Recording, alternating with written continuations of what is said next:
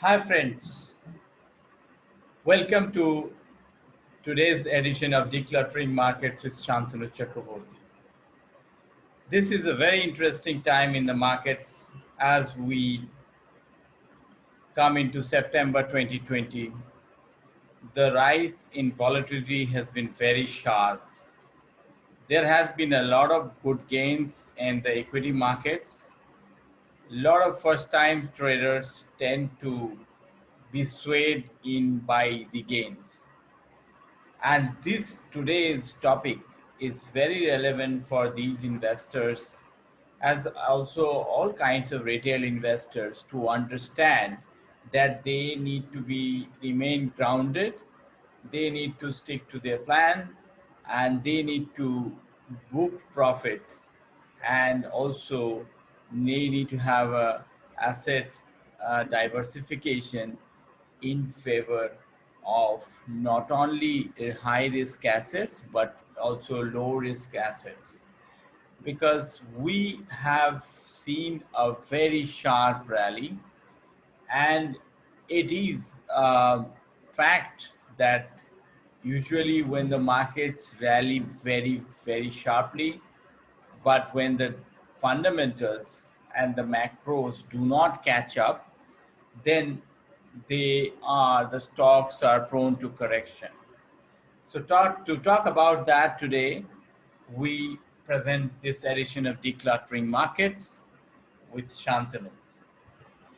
So as you can see, traditionally Indians have been invested in equity, debt, and a combination of debt and equity.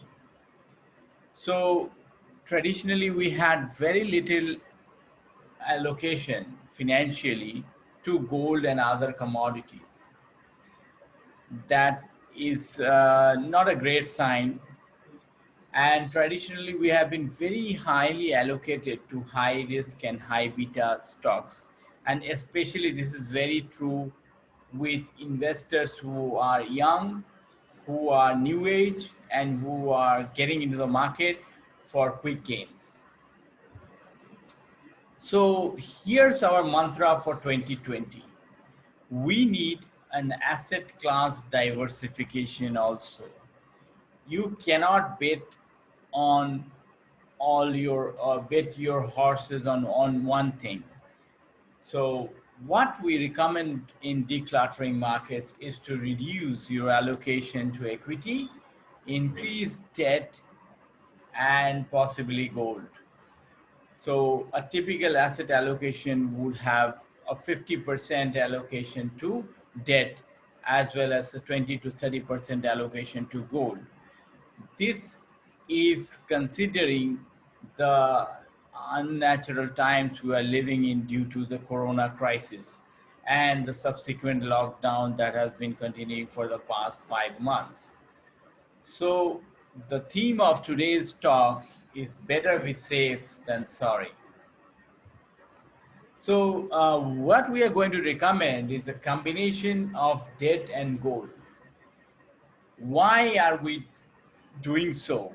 Because we have seen in the over the past 10 to 20 years that debt and gold are perfect natural hedges to each other.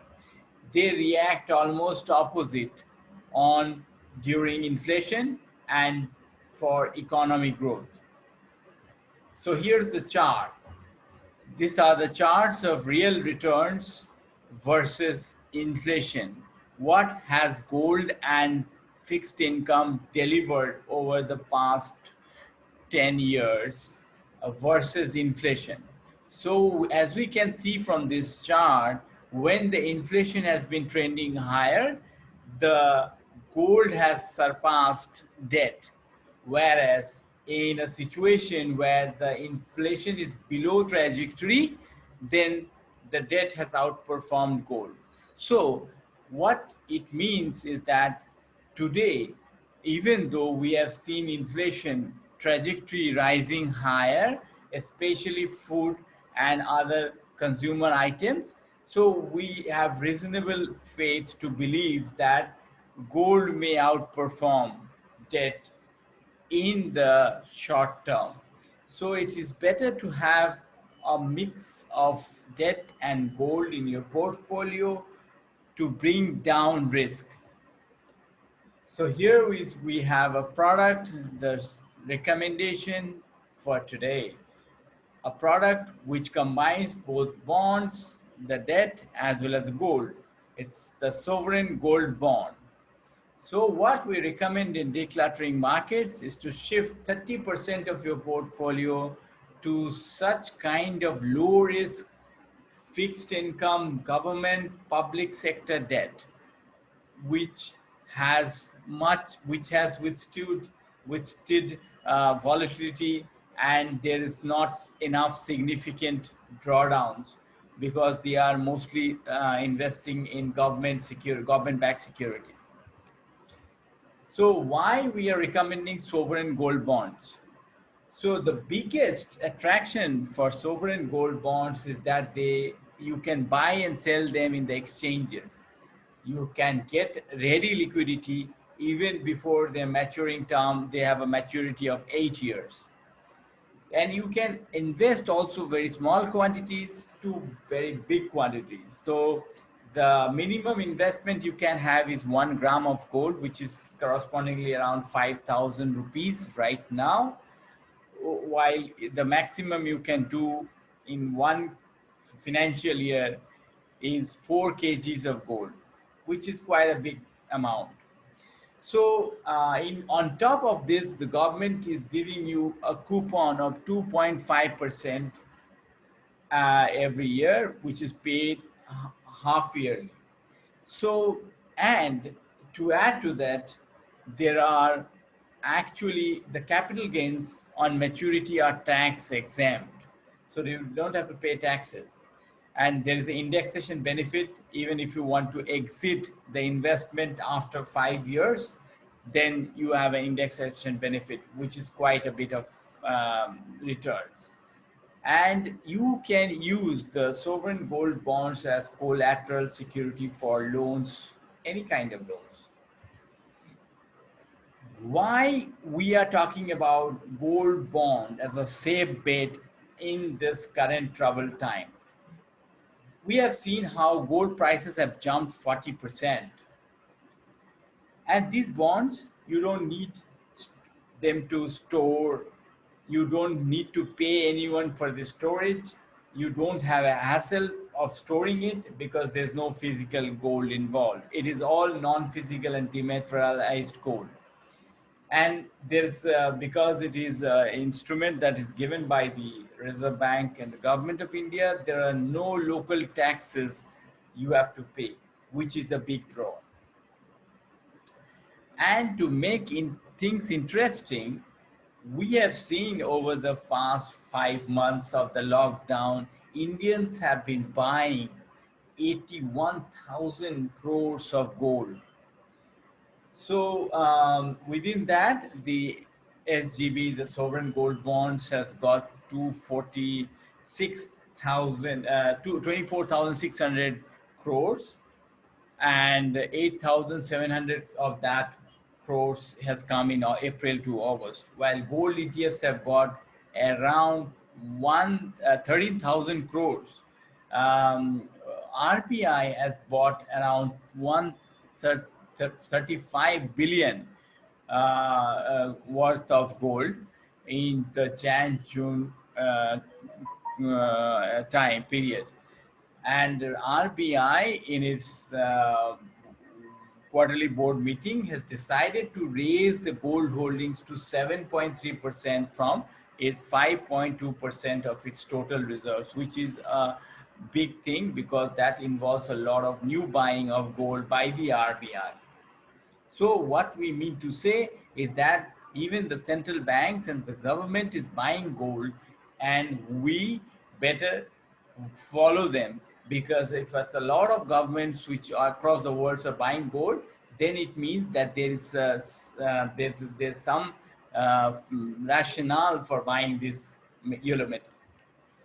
Here are the charts that we should look at. India had imported around 30 trillion tons of gold in July itself. higher retail inflation and the lower bond yields is actually driving a lot of investors into gold bar coin, apart from the non-physical gold that we talked about, because future the investors think that with the lower bond yields they may not be able to get much in terms of their bank deposit or even in the terms of the government bonds, so they are moving to gold as an investment. And also the rising local gold price and the lockdown has dented the jewelry demand, which is also one of the reasons why we are seeing a lot of supplies there. And RBI itself has around added 26 tons of gold in its reserves between February and June, as we can see from this chart. So, an Indian ETF gold holdings have reached the highest all-time high of 24 trillion at the end of July, and it's only slated to rise. Not so we can see that not only from the gold ETF perspective, but from the gold sovereign gold bond perspective, the two institutions are buying gold, which says something about the outlook for the price gold prices. So this is wow, we came come to the end of this presentation. We basically wanted to say that this being a very volatile and troubled times, it is this investment merits a case, and investors who are retail investors who are looking for a safer play in this high risk times, the sovereign gold bonds is one of the great investments we should look at. So this is what all I have got for you today, and we will be back soon with another edition of Decluttering Markets with Shantanu. Till then, goodbye. Thank you.